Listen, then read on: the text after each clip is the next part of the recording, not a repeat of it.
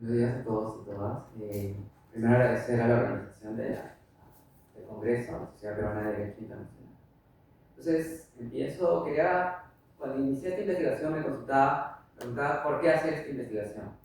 Últimamente hemos visto que de manera mediática se han ido presentando situaciones de una demanda por parte de las víctimas en los diversos en los diversos conflictos que hay alrededor del mundo. Hemos visto el caso de Putin, por ejemplo, y el caso de esta presentación de solicitud de detención contra líderes de Israel o también grupos de Hamas, ¿no? Pero también hemos visto que desde la sociedad civil un interés por acercarse a este organismo internacional por aspirar a justicia, aparentemente porque no lo encuentran en el orden interno. Esa ha sido la razón, digamos, para entender y tratar de dilucidar, describir este concepto para la sociedad sobre lo que son las órdenes de detención, si efectivamente puede cubrir esas expectativas y efectivamente si cumplirá con ello. Para ello lo que he hecho es cuál ha sido el balance judicial que ha tenido la Corte Penal Internacional hasta la fecha con respecto a las órdenes de detención. Para ello hay que analizar dos elementos principales en el Estatuto de Roma, que son la cooperación y la complementariedad. Entonces aquí yo cito lo que es el marco normativo, que son relevantes para las órdenes de arresto, ¿no? El artículo 58, 27, 17. El Estatuto de Roma no define lo que es la orden de detención. Sin embargo, sí señala cuáles son los fines. Entonces, los fines es asegurar la presencia de la persona, evitar que impida el juicio o pueda cuestionar un futuro proceso contra él, o ir contra las víctimas o las pruebas contra él. El artículo 86, por ejemplo, menciona esa obligación que tienen los estados partes de cooperar, ¿no? Como les decía, no hay esa definición, pero sí establece lo que son los fines de esta orden de detención.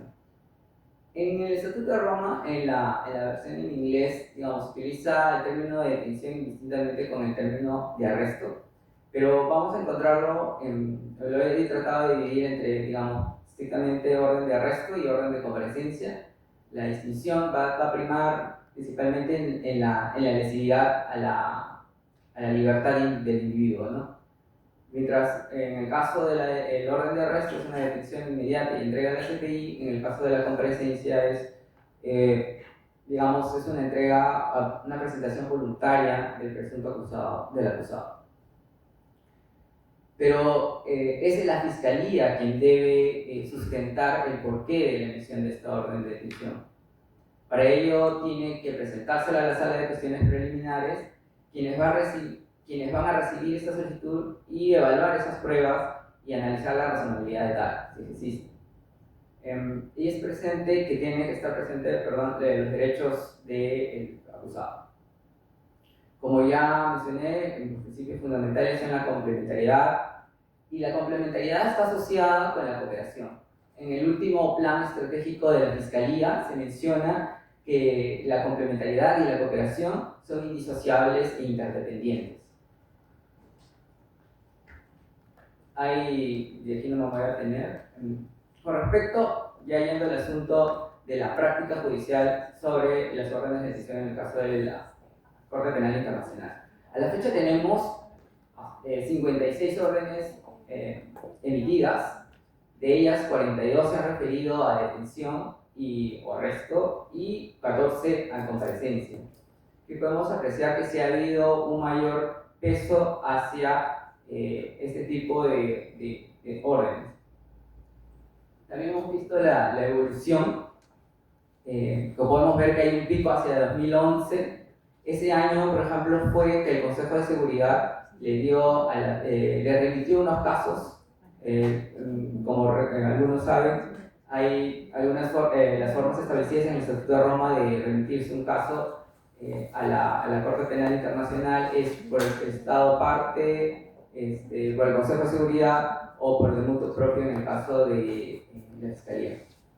Y en ese caso, en el Consejo de Seguridad se fue en el 2011 con los casos de Libia y Sudán. Ahí se dio a una serie de funcionarios, altos funcionarios de esos dos países. También hay que mencionar que ese fue el penúltimo año del primer fiscal de la Corte Penal Internacional, el señor Moreno Campo, ¿no? Luego veríamos la actividad judicial emitida entre el 2012 al 2019 de Fatou Bensouda y ya más recientemente la de Karim Khan, ¿no? A partir del 2022. Ahora bien, pero la realidad es que podemos ver con respecto a esa expectativa que se tiene con las órdenes de detención, es que tan solo el 23.8% han sido ejecutadas, mientras hay un 52.4%, es decir, más de la mitad de ellas, que están pendientes, es decir, todavía no se ha obtenido su ejecución. Con respecto a la comparecencia va más o menos igual, casi es la mitad en este caso que están todavía pendientes. ¿Y cuáles son las razones? Bueno, antes de ir ahí, la distribución geográfica, ¿no? Una de las principales críticas que se hace a la Corte es su concentración geográfica, ¿no? Como podemos ver, en la fecha tenemos que la concentración principal ha sido en el África, ¿no? Principalmente en África del Norte, aunque se ha ido iniciando otras actividades en otras regiones. Las razones que se han digamos, detrás de esto se encuentran, yo los he dividido en el artículo en función a las tres obligaciones que tienen los estados parte y los estados no parte. En los estados parte tienen una obligación primero de cumplir, de cooperar con la Corte Penal Internacional, como lo vimos en el artículo 86, pero no necesariamente se da en la realidad. Y esto se debe a que se concurren otras obligaciones. Por ejemplo, creo que más adelante lo vamos a exponer, que es el tema de las inmunidades de los jefes de Estado. Luego también hay otro tema que es el de los procesos de justicia o los mecanismos de justicia alternativos. Esto podría pensarse en el caso de justicia transicional. Si bien la Corte ha reconocido estos mecanismos, también no ha sopesado en algunas situaciones cuáles pueden ser las consecuencias de emitir una orden de prisión o las posibles consecuencias de esto. En el caso de los estados no parte, por ejemplo, en ese caso sería a través del Consejo de Seguridad. Ahí está también otra vez concurrente la obligación tanto de operar a partir de la revisión del Consejo de Seguridad, y como sabemos, al ser miembro de las Naciones Unidas tienen que cumplir con lo dictado por el Consejo. Pero la realidad es que Chad y Malawi, por ejemplo, no han cumplido con ello, aduciendo en términos de sus obligaciones internacionales, como es el caso de el respeto a las inmunidades de los funcionarios, de los altos funcionarios, que ellos lo reconocen como un derecho constitucional. Y finalmente está el tema de, ya en sí, es el tema de las inmunidades. En el artículo lo que hago ver es que a pesar de que la jurisprudencia de la Corte Penal Internacional señala que expresamente se dice en el estatuto que no existe, ese no es un obstáculo, un óbice para ser investigado en la Corte Penal Internacional, también en el artículo 98 reconoce que no puede emitir o pedir, solicitar asistencia judicial en situaciones donde pueda poner, digamos, en cuestionamiento otras obligaciones internacionales que pueda tener el Estado, parte o no parte. Entonces, ¿cuáles fueron las conclusiones a las que llegué? Fue que hemos podido ver que hay más que evidente, una capacidad limitada para llevar al banquillo a las personas, ya que una de las condiciones establecidas en el Estatuto de Roma es que no se puede juzgar en absencia. Sin embargo, hay recientemente una decisión que aparentemente sí podría darse esa viabilidad, muy profundizada porque ese no era el objeto de esta investigación, pero lo menciono. Lo segundo es que ya mencionaba esa posibilidad de emitir esas órdenes de detención puedan generar cuestionamientos como interferencia o en asuntos internos, también suelen traducirlo algunos estados, particularmente los estados no parto. Tercero, esa dificultad que hay con el tema de la cooperación, como particularmente con los estados no parto. Y lo hemos visto en el caso de el expresidente de Sudán del Sur, Omar al-Bashir. Cuarto, la cuestión de la interpretación del principio de complementariedad.